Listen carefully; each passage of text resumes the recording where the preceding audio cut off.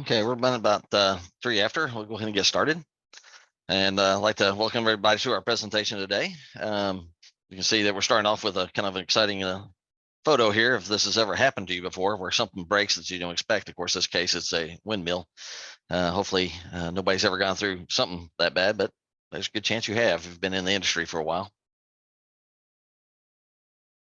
Go to our site. So what we're looking at today is we have our main presenter, Greg Wolfe, here today. My name is Evans Heacock. I'm the host.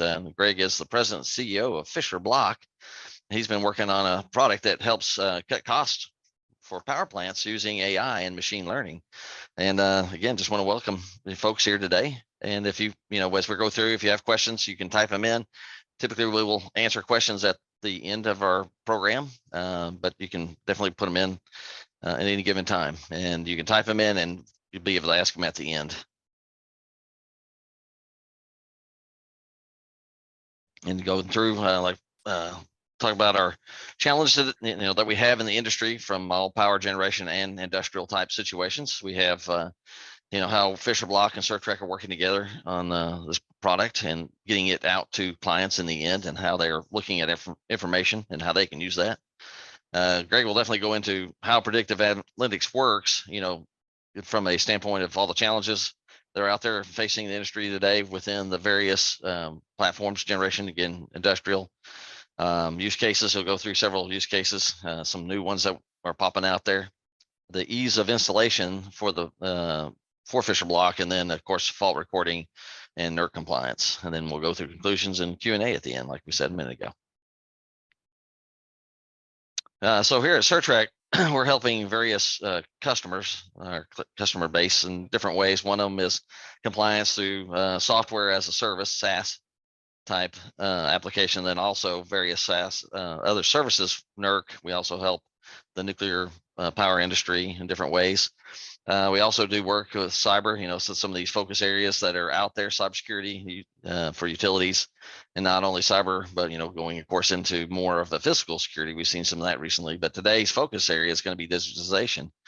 And that's where Fischer Block really comes in, and how to get that information and digitize AC waveforms, either current or voltage and other signals that come in, and how to get that information to folks to use it in different ways. Part of it is self-learning through artificial intelligence, but in the end, it's there to help you folks know what might be starting to go wrong with a motor, say, or generator, or turbine train, or pump train type thing. So we want to make sure we're getting data out to you folks that can help you predict when you need to do maintenance without necessarily taking it down a plant to do that maintenance, and also help with getting information ahead of time to predict and bring down the unit so you don't lose production. And again, just a little bit, Fischer Block is in all the industries out there. They're helping everybody out, not just generation or industrial. They also help transmission. And as there, you can see this could be an industrial unit there on the last picture on the right. So anything that takes electricity, you can use Fischer Block to help gain insights on the health of your equipment out there, pumps, motors, whatever it might be. So, we're kind of looking at this one, challenges faced by utilities. It's, again, not just utilities, can be commercial folks, in process, and we'll give an example of that. There's actually some process situations that this will help, but of course, the industry in general is that you need to help get more product. You want to make sure you increase the reliability and availability, efficiency of your plants, understand the equipment health. Right now, if you don't have something out there looking at it, you can actually be blind to something that catastrophically fails down the road. And then also, when you get into a maintenance and you do it where something is not, you're just looking at, that cost of maintenance when you don't need to do it, it can be costly. So you want to look at unplanned and help with unplanned equipment failures. Look at the equipment failing, adding the cost, again, like we're saying, production costs. You're in the middle of production and your pump or your function, your conveyor belts, whatever it might be, just stops instantaneously and things break, and then you have to clear that product line out. That gets expensive. And then continue with focus is having a lack of visibility cause problems. Limited staff, we're all going there. Cutbacks, keep cutting back on staff cutbacks. And so you need information to help you gather so you know what to work with. So and then with that limited staff goes the institutional knowledge where it's reducing. It's going out the door. A lot of that's going out the door, not necessarily get conveyed to the next folks coming in. So with all this visibility, limited staff, and knowledge, it does increase restoration times, which has a cost in the end. And so if you can look at information ahead of time, determine what your problem will be, it'll help all the way around with restoration times, and then help with risks, and then decrease in efficiencies. Overcoming challenges, kind of our superhero AI man. Looking at what kind of information comes in, when you're doing predictive analytics, it's got to go somewhere. Some of that helps, and it goes through AI, will help get you to where you can look at predictive analytics to help reduce unplanned shutdowns. And, part of this is what Greg's been seeing over the years, 45%. They've looked at, generation and across countries, again, also in transmission switch yards, commercial applications. So looking at the analytics come in will help you out. And sooner you get that early warning alerts against unwanted surprises. So once you start getting that predictive analytics, you can start feeding into it and saying, okay, I got something going wrong. And again, Greg will give you some example of this to show how this early warning will help you, get to where you need to, so you don't get those surprises with a catastrophic failure. Of course, then that will all help with meeting management's reliability, availability, efficiency, compliance goals. Of course, it's always getting reduced costs, increased availability, production.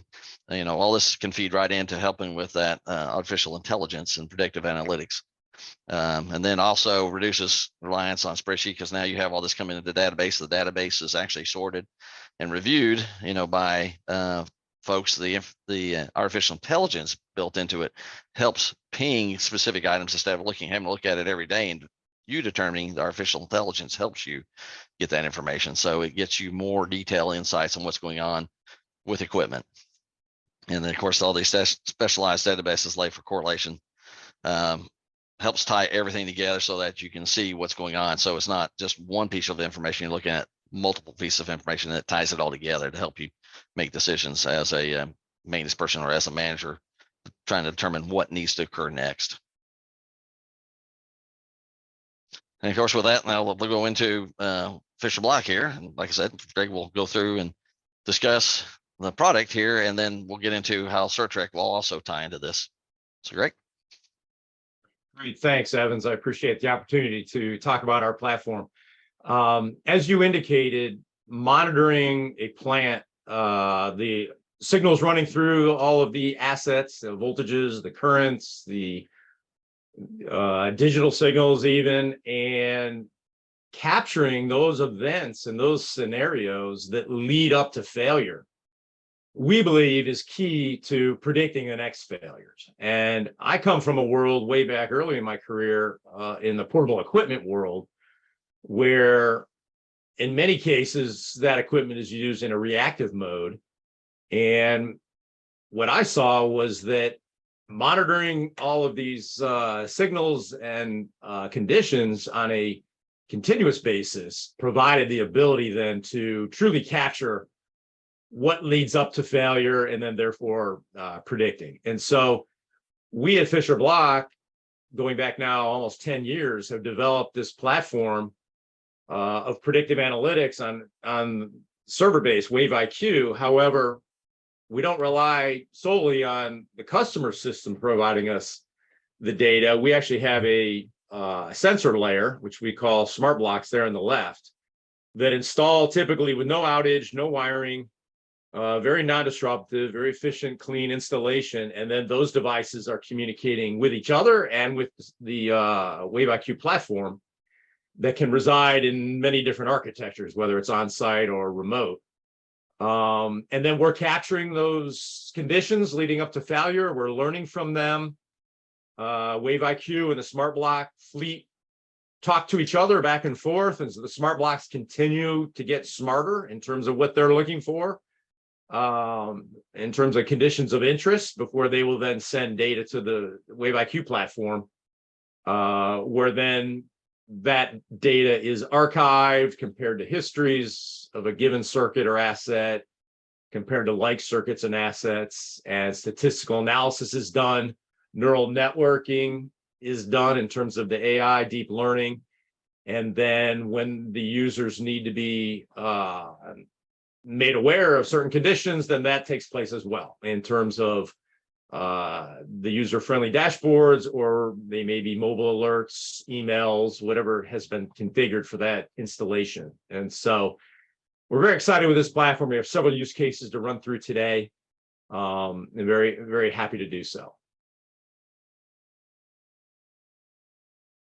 And here's an example. This is just one, as you said earlier, our platform is monitoring specific assets, rotating equipment, in this case, on this slide, looking at electrical signals, but also bringing in other signals where it makes sense, whether it's vibration signals, temperature, shaft alignment, physical indications.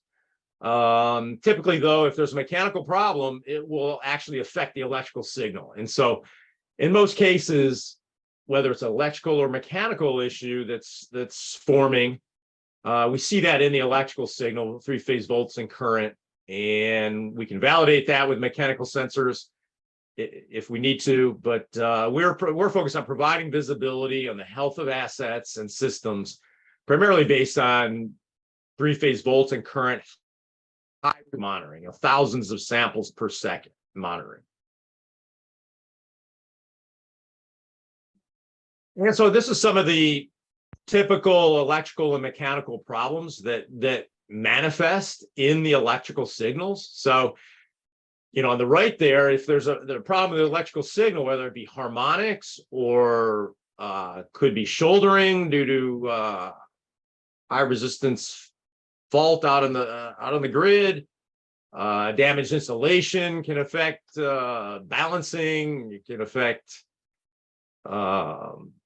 peaks per cycle and so forth. However, the mechanical side, if there's a brewing problem in terms of hot spots out there, or cracks in rotor bar joints, bearing problems, gear problems, all those mechanical parts, they're part of the system for a reason, and that reason is to help create, either deliver or produce or consume an electrical signal. And if those mechanical problems start degrading, then those electrical signals begin to degrade as well. And so those are some of the types on the left there of problems we pick up in the electrical signals.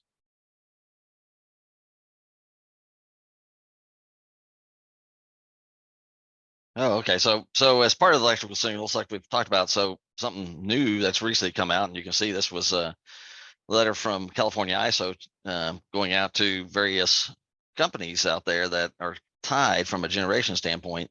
They are saying that they are asking now for having digital fault recorders installed for equipment, capture high-speed data, and then also so that the industry, from a standpoint of NERC reliability and WEC standards, are meeting WEC. So what kind of precipitated this particular event and this particular letter going out is the Odessa event that happened out here in Texas in 2021 and then 2022. There's a fault on a 345 system, but then during that fault, we ended up losing a lot of inverter-based resource, IBRs, inverters that just actually tripped out either on high voltage or something, but they lost, gigawatts worth of generation during that event. They're trying to figure out what's going on, but be able to do that, NERC being able to do that and look at everything and within the various reliability areas. So this one was WEC, associated with WEC, but there's also, of course, Texas RE,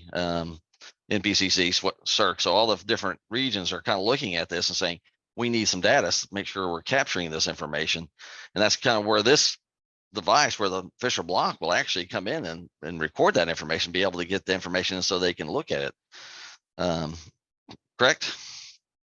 That's right. Our platform, we're measuring electrical signals in very high resolution, picking up and capturing oscillography, which is part of the DFR. We're also capturing all of the phaser units as well, and what NERC and California ISO are focused on is if an IBR resource trips offline, they want to be able to do the diagnostics and determine if it was a valid trip, if it was too sensitive, what have you. And without that oscillography captured, they're in the dark. And so this is a great opportunity for IBR owners and operators to comply with the direction that the industry is going, and being able to capture that oscillography and ensure that their farm and resource is compliant. It's not tripping too, when it shouldn't be. And if there is an issue, that it can then be resolved in, a very positive, efficient way. So Yeah. we're very happy to be able to support this new initiative. Yeah, to be able to analyze, you have to get the data in to be able to analyze that information. And yes, that's actually very big. So this really, anybody that has an IBR, which is going to be solar facilities and battery facilities, and to some degree some wind, but they've actually NERC is kind of saying not so much on the wind right now, but those are two big ones, and we're still growing. There's still a lot of battery sites going in. There's a lot of solar still going in. So this would be very, very useful, and it's also very, again, easy to backfit this and put this into older plants for this recording. Right. And I think that, wind is going to be part of that. I think going forward, it seems like 5 megawatts, some type of is a threshold that might be looked at, which is, just a few wind turbines. So that's another area that makes sense to capture oscillography. This example here of solar, definitely an IBR, and the high resolution monitoring allows all of the harmonic detection there, that last bullet on both the AC and DC side. That provides the oscillography feature that handles the NERC and the ISO recommendation. But other than that, the situation where if you do have a ground fault on a solar farm, some of the utility scale are such that technicians go out and need to walk several miles of panels physically inspecting while it's offline to determine, which string or which panel caused the ground fault based on some type of a physical indication, cracked panel or burn marks towards the frame and so forth. However, by monitoring these lines in high resolution with a system such as ours, in the event of a ground fault, we're able to then provide a very short distance, several hundred feet maybe is all, rather than several miles. So the technician very quickly can then go and isolate the fault, confirm it with portable equipment, and then get that panel swapped out and get the generation going much quicker. And so that's a big area of opportunity. And then also utility scale projects and farms. When there is a faulted panel or a panel that's beginning to degrade and it needs to go on watch, for example, physically, it's very difficult sometimes to get back to these panels because every panel looks identical and typically they're not barcoded and labeled. And so with a platform like ours provides the opportunity for geo coordination and application. So your technician goes up to a panel, takes a photo with their phone, puts in some notes, hits submit. All that goes into the database, and then that same application can be used to get back to that panel, and then also track it through its life, so that as it degrades, before catastrophic, it gets swapped out. So, solar is kind of new for a lot of folks in the industry. However, a lot of the benefits of the AC side of monitoring assets actually apply to the DC side, as I just explained. And so, all leading up to the inverter, there's quite a bit of information to keep things running smoothly, and then monitoring the AC side of the inverter for harmonic distortion, and this NERC guideline is very valuable as well. Yeah, that kind of ties into, again, it goes right back to predictive analytics, helping keeping that facility, your facility, up running longer and more reliably. I mean, in the end, it's production. So, knowing and tracking all that information, getting it ready, that's just excellent. I mean, having a device like that can help you is just tremendous. Mm-hmm. This is another use case. This is a grid delivery application whereby there was quite a bit of nuisance tripping going on throughout the months and years. And The engineers were challenged because they had no waveforms to look at when a breaker tripped. They did not have microprocessor-based relays. Even if they had microprocessor-based relays and had waveforms upon breaker trip, they likely would not have had conditions leading up to that breaker trip in the days, hours, minutes, seconds leading up to a trip. And so our platform provide real value here. We installed, I think, 40 devices approximately. It took about a day to do so. No outage, no wiring. All those devices talk to each other. They all talk to Wave IQ. And within 10 days, I believe, of this installation, all these devices fired. One trip first triggered. It talked to the others. They all captured the waveforms synchronously.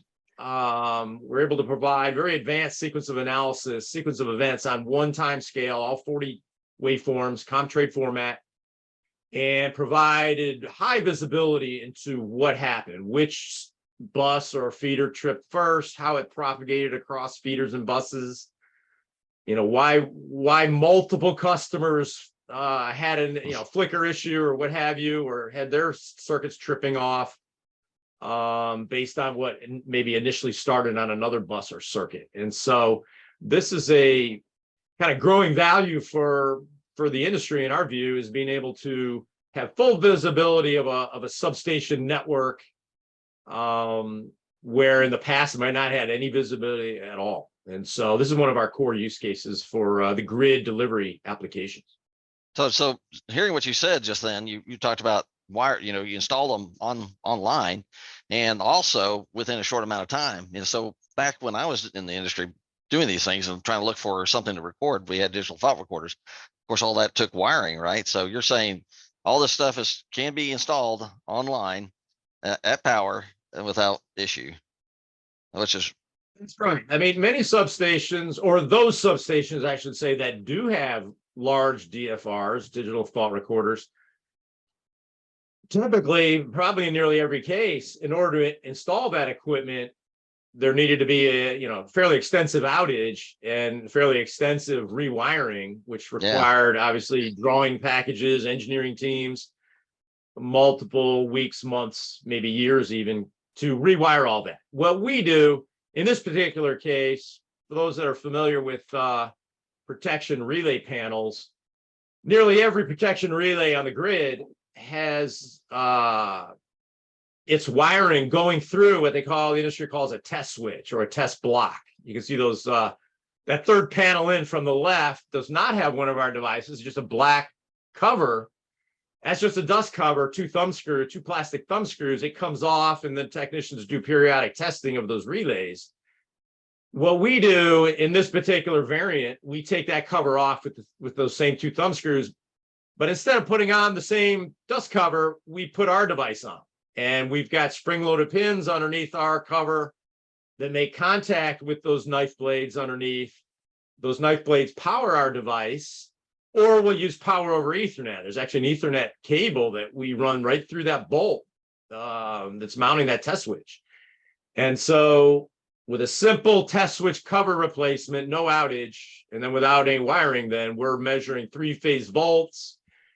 And then we tap into current. We run an insulated cable through the other mounting bolt. So we've got Ethernet on one side and a split core CT, three-phase probe assembly on the other. And very simply replacing two mounting bolts. It takes about 10 minutes with a special cover during that time without an outage. We then are picking up three-phase volts, three-phase current, as well as communication to the server.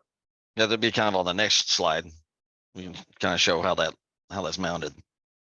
Right there on the left, yeah. You can see, I don't know if you can see my mouse, but right here, there's an insulated tubing coming out of the back of one of the mounting bolts. And that simply comes into the tray. We terminate that with a connector that mates with our, factory produced three-phase CT probe assembly. And these are split core, so they just snap around the secondary wiring. So no disruption to any customer wiring.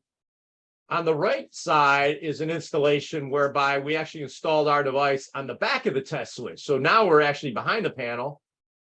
Many times in some of the substations across the grid and industrial plants, it's just as easy to walk behind a panel as it is in the front. There's hallways on either side. In those cases, many times we'll install our device on the back of the test switch. We will not have to then run any wires through the mounting bolts, but rather we just plug right into our device, a mating connector, and we snap over to secondary wiring for current.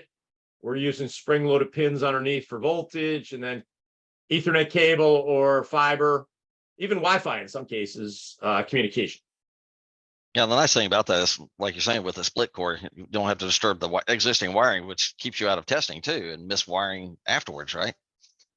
That's right. And today you can get revenue grade split core CTs. So we're agnostic as to which CT manufacturer we choose. So we, in our case, we choose the best in the industry to provide, highest accuracy, revenue grade accuracy.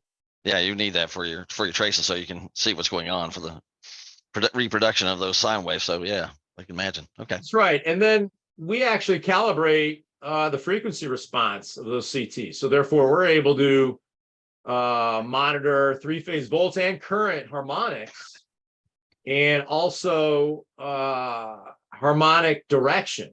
And so we're looking at the harmonic phase detection and phase direction as well. Oh, wow. That's nice. That's gives you a lot of information that way. Sure. Okay. This is an example of an industrial plant, large motor that is critical to the operation. And we're monitoring three-phase volts and current on this motor. And you can see on the top right there, this is basically a spectrum of the frequency content of the time series sine wave, the current, I believe in this case, being consumed by the motor. And you can see on either side of the main fundamental. So the main fundamental 60 hertz signals in the center. All of the frequency content is being monitored as part of that, and any frequency component that shows up as a high percentage of the total then actually starts coming out of the noise. And you can see we had what we call like sidebands, like devil's horns, they look like in a sense. As they rise out of the noise, they will provide early indications of hotspots on rotor connections internal to the rotating asset. The distance from the fundamental is a function of the slip frequency, which is the difference in speed of the rotating asset versus the grid speed. So the grid 60 hertz, which is 3,600 RPMs. If the motor is running at 3580 RPMs, that 20 RPM difference converted to hertz shows up on this chart. And as those sidebands get to a certain level, as they rise, they're ultimately green goes to yellow, goes to red, there's an alert. And we typically try to provide several months notice so that that can be planned, that inspection of the rotor bars. And it's also important that the noise floor be very low. The lower the noise floor, the more advanced notice you get. And so we really focus on dynamic range, which is the noise floor. And we think we're state of the art in that respect. But this is a typical problem with rotating assets that if you start getting a rotor bar connection problems, they'll show up in the electrical signal. Yeah, and also mechanical too. I mean, that's the same thing that we talked about earlier. I mean, you can actually see mechanical type problems coming back. In this case, probably a pump or something attached to this motor. You'd see that feedback also with possible problems, bearing problems, whatever it might be. Maybe something with impeller. You kind of said at the beginning, you used to have to handle equipment where you take it out there and install it for doing this. Now you got to do is put this Fischer block on the front of your test switch, and then you start getting this information. So it's definitely a whole lot easier to pull that information in. That's right. Our smart block in this case was not mounted to that motor. It was actually back of the MCC panel, similar to an install that we showed a couple slides earlier. Yeah, so yeah, that's even better. It's remote. You don't have to go to the motor. You go back to the incoming source and record it there. So yeah, even better. And what we find also is that we may not see this problem on the spectrum every day or all day during the day. It may only show up under certain load conditions. And so what our platform does and similar platforms should do, in our view, is capture the waveform and extract these frequencies under varying load conditions throughout the day, each day. And we've seen many cases where over time, things are definitely degrading and getting worse. However, at any one time during a day, things might look fine. And so portable equipment has the ability in those cases to give false negatives. Yep. And to us, that lends credence to monitor 24/7 online and with a system that provides those economics that makes that good decisions. So that's what we focus on. Oh yeah, another critical item you just said there too is it could vary under various load conditions. If you're not monitoring continuously, you're not going to pick up those load conditions. You may miss it totally. So again, gives credence to monitoring, continuous monitoring, and then also looking at your, comparing it to load. So yeah, tie all that information together. Again, it's all that information coming in, and so you can do a predictive analytics with it. Yeah, and we typically couple our data streams with existing data streams so that if a customer already has SCADA data, which would likely be monitoring and capturing three-phase volts and current RMS, which is just, kind of an average, not the waveform. They may also be capturing ambient temperature, production throughput, environmental conditions, loading, all of those inputs, which we call kind of like the low resolution RMS type inputs, capturing those conditions leading up to failure, coupled with high resolution monitoring and what those high resolution signals look like leading up to failure, allows a much more complex neural network and deep learning model, and which is just improved accuracy. And so we're seeing accuracies from near 50% using SCADA data only, going upwards of 80-90% predictive accuracy, coupling that with high resolution data streams. This is another example of picking up a mechanical problem in the electrical signal. This is a frequency spectrum here, kind of zoomed in at the rotational speed of the asset. You can see the very left spectral component, 7.5 hertz. That was the speed of the generator. And also seeing then spectral content at multiples of that frequency typically indicates an alignment problem, misalignment of that rotational element. And that's then an indication, an alert to go out and do an inspection. This particular customer of ours did that inspection and they did not find an alignment problem. Rather, they found a pinched cable that was actually arcing at a rate associated with the alignment. And so it was a new failure mode for our platform.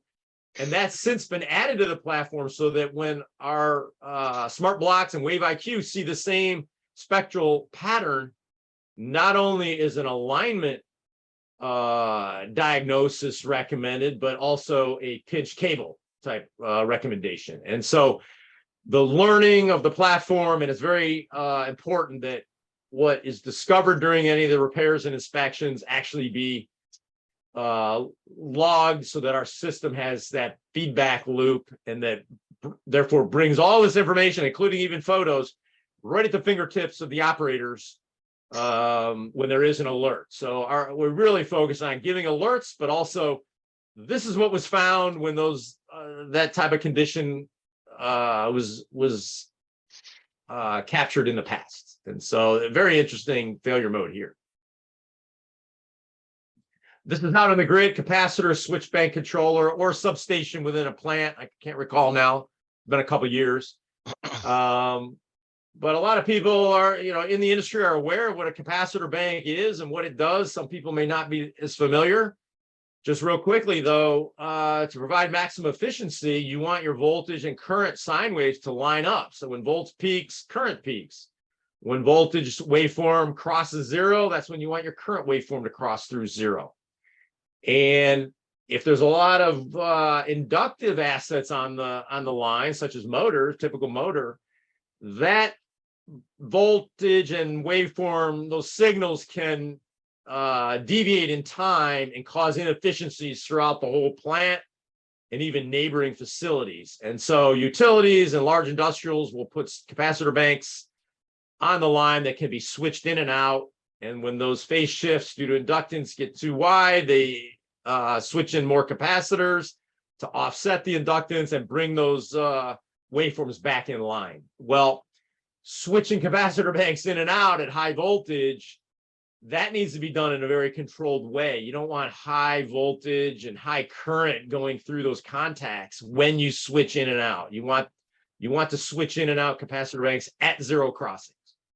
And if the timer's not working correctly, it ends degrading. We see spikes on these sine waves and voltage and current waves near zero, and they progressively over the course of hours and days and weeks deviate from zero, and our software watches them. And as they get to a threshold, we then warn the operators. In this case, I think there was transients in excess of 40,000 volts due to capacitor banks switching in and out, not at zero crossing. So it's catastrophic failure avoidance in this case. It's not a rotating asset. There are moving parts in there, and we see those mechanical problems show up in the electrical signals.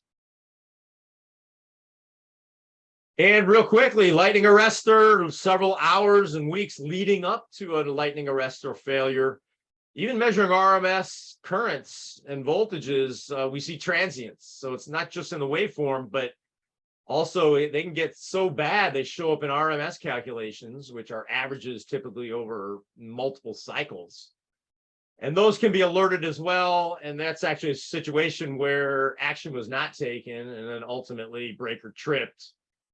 Secondary problem in that it was the breaker trip lasted 30 cycles before it was actually tripped off. So that could be another problem. So monitoring high-speed signals, not just for asset health, but actual breaker health and protective relay performance is a big part of what we uncover through these this waveform, online waveform monitoring.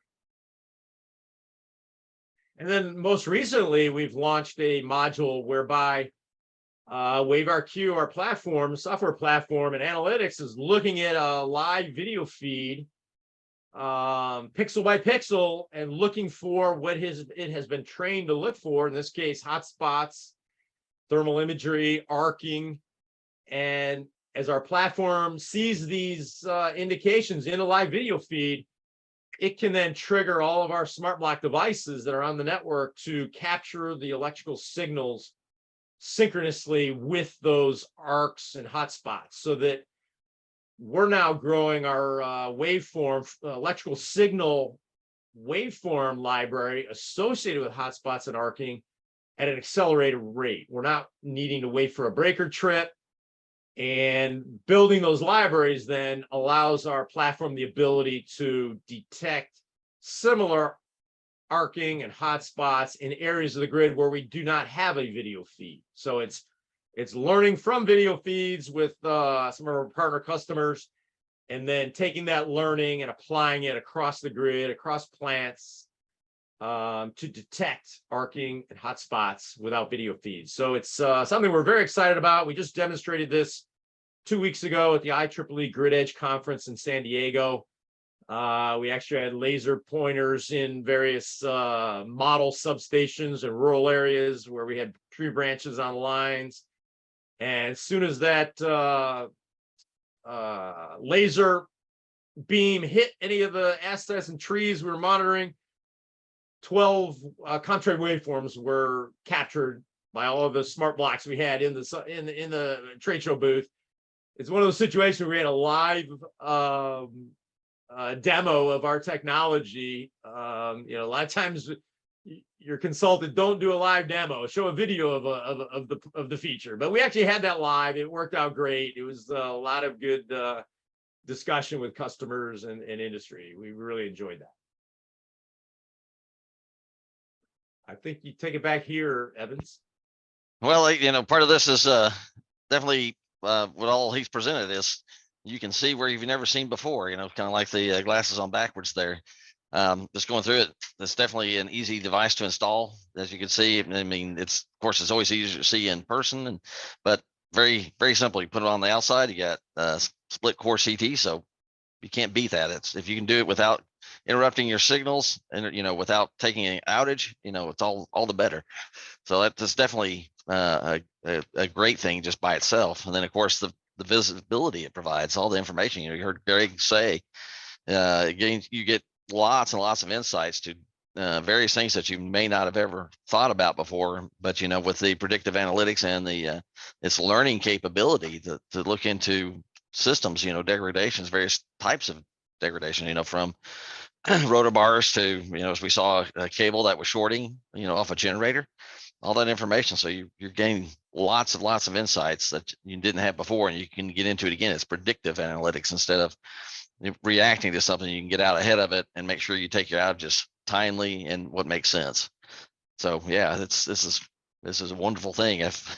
I've said before on some of these is that I wish I had this around when I was doing more work inside a plant, but doesn't mean that your folks now can't take advantage of it. And of course, with Fischer Block and Certrec together, they will put their information out and then produce the Wave IQ information. And then with Certrec and our portal, you can get the information anywhere you want to, anytime, anyway, through a SaaS application type item. Of course, here at Certrec, we are an ISO 27001 certified SOC 2 Type 2 tested company, and which means all the data, all the information is secure. It's encrypted at transit, it's encrypted at rest. So all information is held without having to worry about somebody getting into it from outside. It's also all data stays in the US. We use a FedRAMP certified server. So, for our web.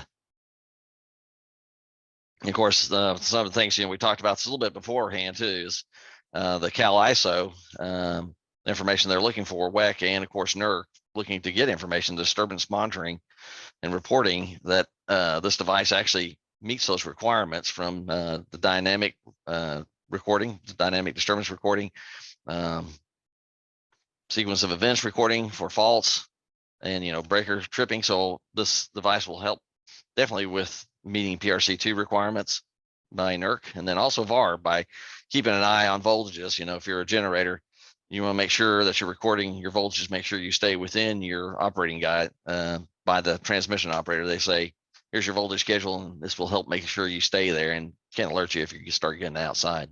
So it's definitely also good for NERC compliance. So basically, conclusion, you've seen it can definitely help you with your return on investment. If you're a factory or a generation station, and even transmission, you can keep those things up running better by looking at what's going on with the system, by enhancing reliability, taking those outages when you want to and not when it wants you to, kind of a thing. Helps with compliance, reducing risk there from a standpoint of NERC also. So our next steps, how can we help you utilize predictive analytics? Get in touch with us. And then what key areas are you hoping to improve on? Get in touch with it and let us talk. So lots of things. Greg touched the high level today, and we definitely can get you in touch, and we can go through all these. I'll just make one last comment on the conclusion there, Evans. We typically sit down with customers and talk about what type of expenses they've incurred based on asset failure and the type of asset failures they've had, and put together a model that shows, what percentage we feel we can help avoid and reduce, and then what the payback looks like on implementing a system such as ours. And we've had numerous implementations where the payback was inside of one budget year for the entire platform. That's tremendous. It's really fast. That shows you low cost and then the payback. So I guess it's time we could take some questions. Brandon, do we have any questions out there? Not seeing any questions in the chat just yet. Anybody have any questions they'd like to ask? You can raise your hand or unmute your mics. Well, one thing just real quick, I'll ask you, we didn't quite get into it. What is your sampling rate on Fischer Block? What kind of rate do you have? It's interesting. That's a common question we get. We actually implement a a variety of sample rates. And what's maybe not intuitive to a lot of people is that by varying the sample rate, you can actually vary the resolution of the frequency spectrum. And what's interesting, the slower the sample rate, the higher the resolution you can get on a frequency spectrum. And so we actually use a number of different sample rates to, depending on the application, whether if it's a rotating asset or not, or if it's a delivery versus consumption versus generation. 128 samples per cycle in a grid application is typical for us. But we vary our sample rates based on the actual application. Well, yeah, that's actually very good insights too, because probably most people will think you can say, give me 120 samples per second kind of thing, or per cycle, and leave it at that. But that makes sense. If you get too much information, you get noise, right? So yeah. Right. If you're sampling 128 samples per cycle, which is, near 8,000 per second. Well, after 10 seconds, you've got, what is that, 80,000 samples. And so if you're analyzing 80,000 samples and extracting the frequencies, you've done that over 10 seconds. However, if you slow that down, then you can look at the same size sample set, 80,000 samples, but now that was captured over like a 2-minute period. And so the time that it took to capture the samples actually is what drives the resolution. And so if you slow your sample rate down, you're now only able to see a lower frequency range, but you still have the same amount of frequency spectrals in that range. And so they become very high resolution at that point. So it's a very interesting question that we get all the time. And it's not intuitive that if you slow your sample rate down, sometimes that actually provides advantages in certain asset monitoring cases. Yeah, I would agree with you there. It would not have been intuitive to me, for sure. I guess doesn't look like we have any questions yet from anybody. Again, if invite your questions here.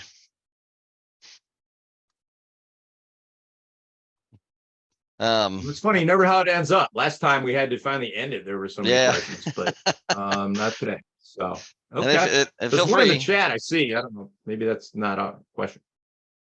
It might be something Brandon said out. Yeah, I just put the link to set up a consultation. If you don't have a question right at this moment, you can follow that link and set up a consultation to speak with us or Fischer Block. And it's one of these things too, is that, and so there are some folks that I'll always say are naysayers. I don't want to go into that. What they provide, what the Fischer Block is providing here, is actually very good information, very easy to install, very high quality data. I would like to make sure people understand this really is a very, very good product. I have spent 30 years in the industry before coming in here to Certrec, trying to find something that really works well. Like I said, I wish I would have had these back when I was in the plant more. But very, very easy to install, very low cost. So they definitely made a believer out of me from that standpoint. Yeah, and I don't want us to get the wrong impression out there that we have a slow sample rate, because our sample rate is actually out in grid applications is higher than nearly every relay out there. We just slow it down in certain asset monitoring applications in order to get a higher resolution on the frequency spectrum. But no, we've really focused on the technological performance of our platform. State-of-the-art noise floor, dynamic range, sample rate, accuracy. Some people early on said, well, if it installs so easy, how accurate and how advanced can it be? Well, they're two totally different things, really. Once it's powered up and running, that's where the accuracy, the performance comes in. During the installation, the benefits there are, it's a whole nother, it's the other side of the coin, not really related. And so we're happy to have real good performance on both sides. So.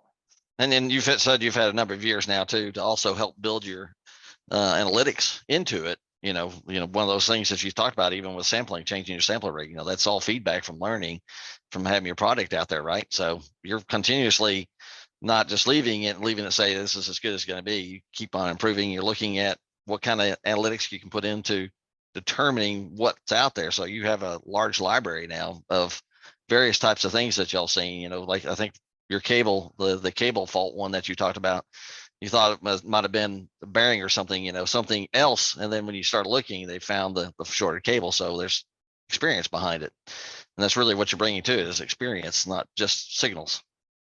Right. It's constantly evolving. So like, protection relay, it's not trivial to update the firmware for any type of analytics, because the function of that device is to provide protection and trip a breaker, 24/7 without missing a cycle. They're not really conducive in design to be constantly evolving with analytics learning. Where our device or our platform, it's a layer that sits on top of the protection layer, and it's constantly learning, constantly evolving. Yeah. There's a cyber benefit because we don't trip breakers. If anybody actually were to hack into our platform, which we don't see anyway, because of all the precautions we've talked about today and so forth. But if anybody did, you can't trip a breaker because we don't do any control. Yeah, you're And just so therefore we're able to update our devices at a much faster rate than other layers, and take advantage of that learning, so that if we learn something in Miami in the morning, actually our devices in Chicago that day will have that new learning, provided those customers are part of the program and have agreed to that. So it's very exciting. It's, in terms of DFR, we don't just have one computer up to the side. We have, a computer on every circuit. It's like an iPhone on every circuit, learning and constant. Yeah. Providing value. So yes, it's not triggered like a DFR would be. It'd be a trigger item. You're constantly feeding back. I did see, look like a question did pop up. Brandon? Yes, there's one question from Brian. Does the device provide an alarm function warning? The device itself does, as well as the Wave IQ software platform. So on the device itself, if somebody were standing in front of it, they would see an indication on the display that there's a warning to whatever trigger level was triggered, and that can be seen. It's a touch screen display, or it can be configured to cycle through the screen, so you don't have to touch it, and you can then see what the trigger was. But at the same time, Wave IQ will get that alert from the smart block, and it provides its own set of warnings and alerts, either direct or through the Certrec portal as well. Good question. Yep. Any other questions? Well, not seeing anything or hearing anything. Would like to appreciate, we're about to an hour here anyway. I'd like to again thank Greg for joining us today and talk. I hope you folks got something out of it. And again, if you have any questions, please get in touch with us. Brandon did send some information out on the notifications. You can also go to our website and find the information. So please get back in touch with us, and there's the information there if you need it. And you can go to the Certrec.com, reliable power, to set up a consultation, and we'd be happy to get back in touch with you. Again, thanks a lot, Greg. And thank you, Evans. I appreciate it. Thank everyone for their time. Yep. Appreciate your time, folks.